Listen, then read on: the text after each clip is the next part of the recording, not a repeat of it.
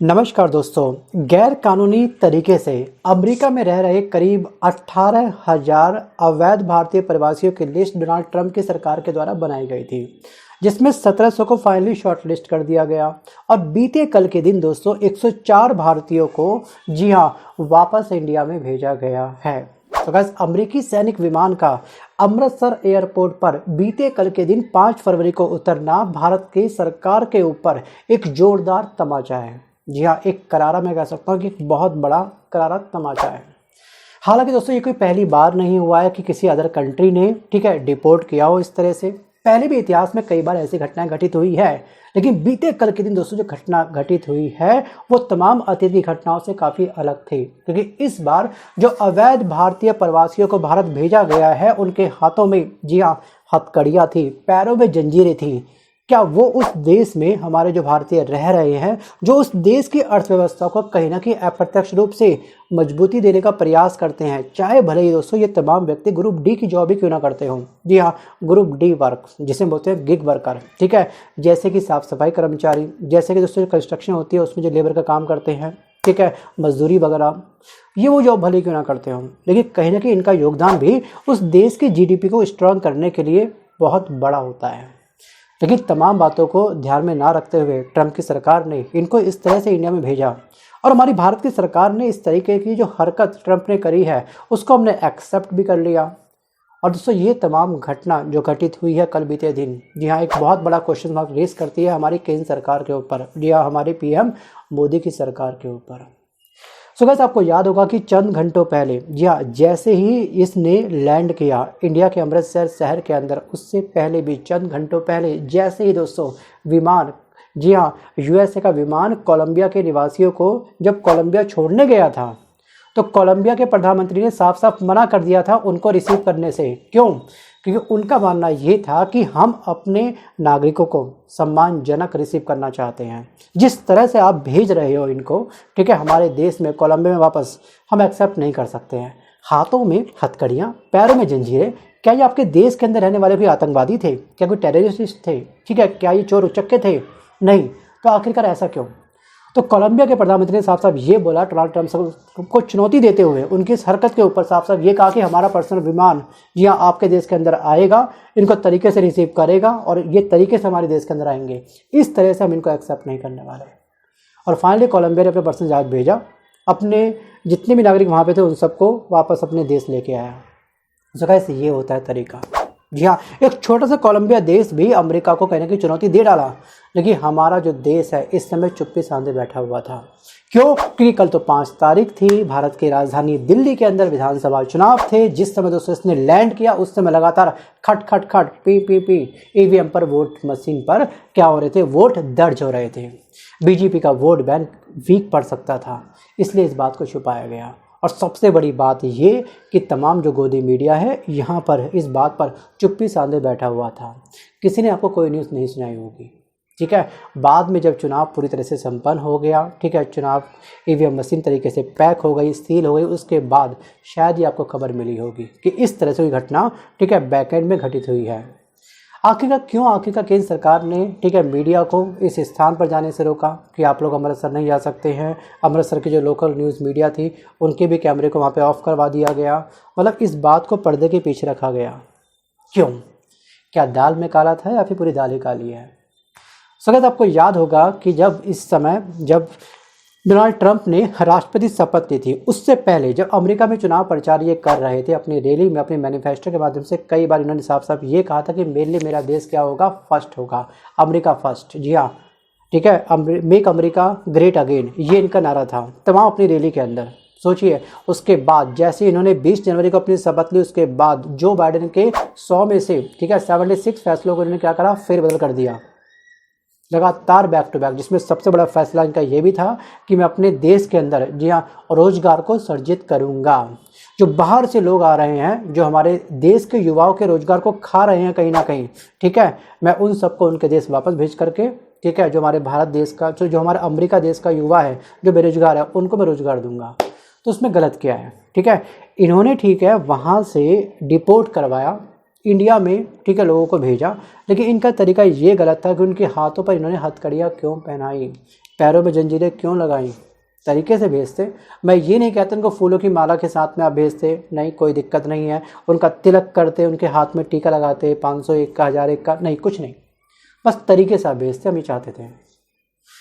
America से निर्वासित किए गए 104 अवैध भारतीयों को लेकर के अमेरिकी सेना का जो विमान था वो था C-17, जो बीते कल के दिन बुधवार को अमृतसर के श्री गुरु रामदास इंटरनेशनल एयरपोर्ट पर उतरा और अमेरिका सेना की देखरेख में सभी को हथकड़ी लगा करके भेजा गया था। वीडियो सोशल मीडिया प्लेटफॉर्म पर, रील्स पर, शॉर्ट्स पर, लॉन्ग वीडियो के माध्यम से न्यूज चैनल पर पूरी अधिक से क्या होगी, वायरल हो चुकी है। अब इनमें दोस्तों गुजरात के 33 व्यक्ति हैं, हरियाणा के 34, ठीक है, और पंजाब के 30, महाराष्ट्र के 3 व्यक्ति हैं, इसमें उत्तर प्रदेश चंडीगढ़ के 2 लोग शामिल हैं और इनमें 8 से 10 साल के कुछ नाबालिग बच्चे भी शामिल हैं। एक्चुअली अमेरिका ने दोस्तों 205 लोगों की लिस्ट जारी करी थी, जिसमें 104 लोग भेज दिए गए हैं। रिमेनिंग आखिरकार बाकी जो व्यक्ति बचे हुए हैं वो कब आएंगे, इसके बारे में कोई भी स्पष्ट जानकारी नहीं है, ठीक है। अब ये बताएगा आने वाला वक्त।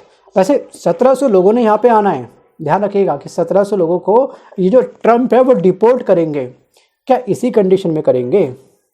अगर हमने इनको नहीं रोका, कोलंबिया की तरह अगर हमने आवाज़ नहीं उठाई, आने वाले समय में कहीं ऐसा ना हो कि यहाँ पर आने वाले ट्रम्प इन तमाम व्यक्तियों के फेस के ऊपर काला कपड़ा पहना करके यहाँ भेजें एज ए आतंकवादी के रूप में। थिंक अबाउट इट दोस्तों। क्या आपको लगता है कि अगर आप भारत के प्रधानमंत्री होते, क्या आप सच में इस तरह की हरकत को एक्सेप्ट करते जो ट्रंप ने कल किया?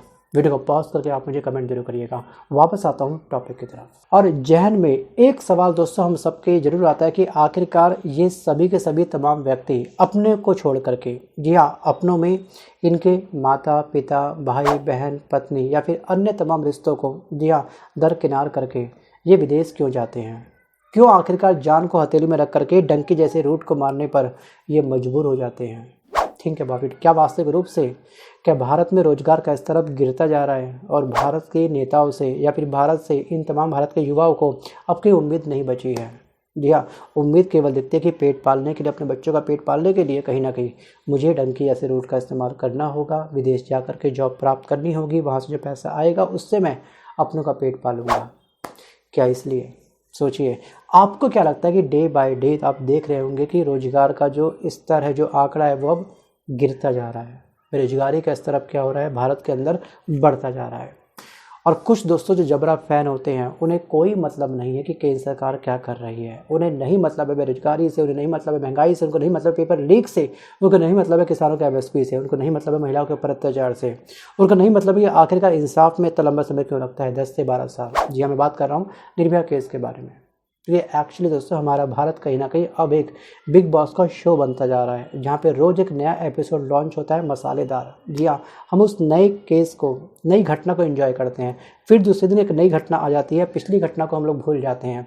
इसका सबसे बड़ा एग्जाम्पल दोस्तों RG कर मेडिकल कॉलेज, यहाँ पर जी हाँ ट्रेनी डॉक्टर की रेप हुआ, उसकी हत्या की गई, उसका दोषी क्या अब तक पकड़ा गया या फिर नहीं पकड़ा गया? क्या आपको याद है वो घटना? क्या हुआ उस दोषी का? उसको सजाए मौत मिली है या फिर उसको उसका आजीवन कारावास मिला है या फिर दोस्तों अभी भी वो खुला घूम रहा है? क्या आपको याद है? Think about it. क्या आपको ये बात याद है कि जिस समय दोस्तों हाथरस सत्संग के अंदर जो भगदड़ हुई थी, जिसमें 125 लोग मारे गए थे, जिस बाबा ने कहा था दोस्तों मिट्टी के बारे में कि पैरों की मिट्टी लेके जाओ, जिसके आपके अपने को तकलीफ है उस स्थान पे इस मिट्टी को लगा दो, उस बाबा का आखिरकार क्या हुआ? क्या अभी भी वो आज़ाद घूम रहा है? Think about it. आप शायद कुछ घटनाओं को भूल चुके होंगे। एक लंबी चौड़ी फेरिस्त दोस्तों मेरे मन के अंदर है, मेरे जहन के अंदर है। जी हाँ, वक्त के साथ साथ हम लोग गजनी बन जाते हैं, पिछली घटना को हम लोग भूल जाते हैं। ये वीडियो रिकॉर्ड जी हाँ आज जिस डेट में हो रहा है, कल आने वाले समय में एक नई घटना हमारे सामने आ जाएगी, इस घटना को भी हम लोग भूल जाएंगे। दोस्तों क्या यही था हमारा अमृतकाल? क्या यही था सबका साथ सबका विकास? Think about it. So guys, मंगलवार यानी कि परसों को अमेरिका के टेक्सास से उड़ान भरी थी इस विमान ने, ठीक है। करीब 35 घंटे बाद ये विमान जब अमृतसर पहुंचा तो विमान के उतरने से ठीक पहले आपको ध्यान रखना है कि गृह मंत्रालय, गृह विभाग, भारतीय सेना, विदेश मंत्रालय के अधिकारी तमाम उस समय मौजूद थे। जैसे उन्होंने देखा कि हमारे अपने इस हालत में आए हैं, हथकड़ी में आए, तो इन्होंने एक्शन क्यों नहीं लिया? फाइनली डिपोर्ट जो फाइनल इनका हुआ था उस पर इन्होंने रिसीविंग के साइन क्यों करे? कोलंबिया की तरह आखिरकार ये क्यों नहीं अड़ गए कि हम भी ठीक है, इनको रिसीव इस हालत में नहीं कर सकते हैं, ठीक है, आप सिंपल तरीके से सम्मानजनक इनको भेजो तो हम रिसीव करेंगे। क्या इनके पास कोई राइट नहीं था? सोचिए गृह मंत्री, सोचिए गृह मंत्रालय के बड़े मंत्री वहाँ पे पहुँचे हैं, कोई एक तो बोल सकता था। सभी भारतीयों को कस्टम वे इमिग्रेशन से क्लियरेंस के बाद पंजाब पुलिस को सौंप दिया गया, मतलब फॉर्मेलिटी स्टार्ट हो गई। हमें कोई दिक्कत नहीं है, ठीक है, आप हथकड़ी में भेजो, ठीक है, आप जंजीरों में भेजो, ठीक है, आप किसी भी हालत में इनको भेजो, हम एक्सेप्ट कर लेंगे। और कल बीते दिन शाम 5:35 पर, जी हाँ 5:32 PM पर US एयरफोर्स विमान क्या हो गया, वो लौट गया। उस समय लगातार हमारी EVM मशीन पर वोट क्या हो रहे थे, दर्ज हो रहे थे, पी पी पी पी, लोगों के फिंगर में, जी हाँ, साइन लग रही थी। अगर ये खबर दोस्तों बाहर आ जाती तो वोट बैंक पर कहीं ना कहीं नेगेटिव इम्पैक्ट पड़ता, इसलिए इस खबर को पर्दे के पीछे रखा गया, दबा करके, छुपा करके। सोचिए, और यहाँ पे अमेरिकी राष्ट्रपति डोनाल्ड ट्रंप ने ये कार्रवाई ऐसे समय की है जब PM मोदी जी 12 फरवरी को, अभी चंद दिनों बाद, 2 दिन की यात्रा पर अमेरिका जाने वाले हैं, डोनाल्ड ट्रंप से बात करने वाले हैं।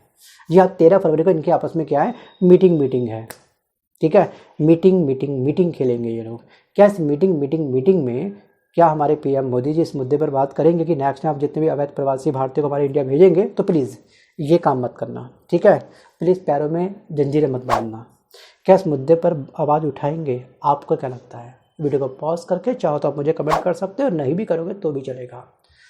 सो गाइस, यहाँ पर ट्रंप के राष्ट्रपति बनने के बाद से ही अवैध प्रवासियों को बाहर निकालने में जुटे, ठीक है। अमेरिका ने अब तक 1700 अवैध प्रवासी भारतीयों को शॉर्ट लिस्ट कर दिया है, उनको हिरासत में ले लिया है, ठीक है। वैसे तो 18,000 से अधिक अवैध प्रवासी वहाँ पे रह रहे हैं उनके रिकॉर्ड के मुताबिक।